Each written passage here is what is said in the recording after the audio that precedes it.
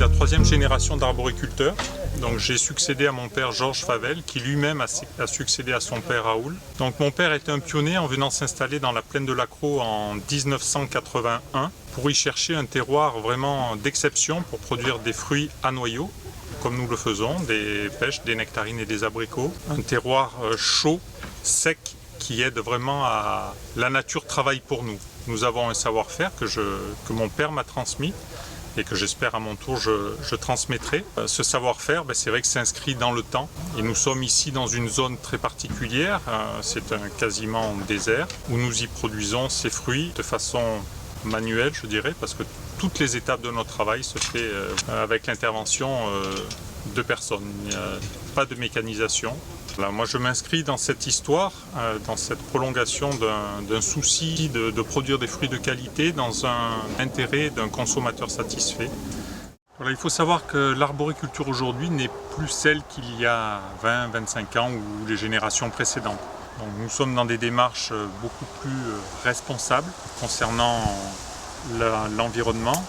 Donc c'est dans ce sens-là que nous sommes rentrés dans une démarche qui s'appelle verger éco-responsable, dans le but de respecter toujours plus l'environnement par des choix alternatifs de lutte contre les ravageurs, notamment cette petite capsule qui est un système par confusion sexuelle qui va perturber la reproduction de certains ravageurs pour nous éviter de traiter.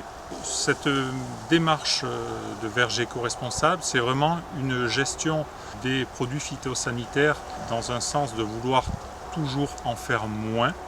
C'est ce qui nous tient à cœur et de plus en plus important. La faune et la flore sur place est vraiment vivante. Nous sommes dans un lieu, je dirais, qui respire la vie.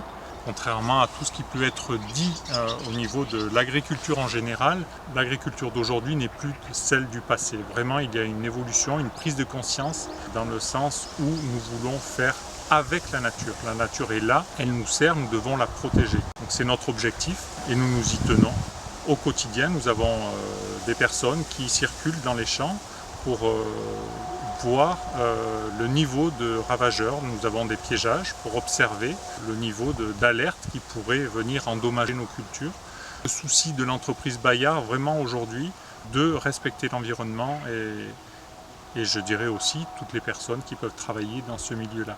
Et l'évolution aussi au niveau recherche variétale, pour trouver des variétés qui puissent être naturellement résistantes à certains ravageurs, certaines maladies. Donc nous travaillons avec des centres de recherche pour les aider aussi à trouver et à développer des variétés qui peuvent aller dans une démarche positive pour le respect de l'environnement.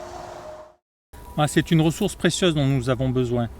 Aujourd'hui, l'entreprise Bayard a fait le choix d'investir dans une quantité de matériel pour mesurer les besoins de l'arbre, pour apporter ni plus ni moins.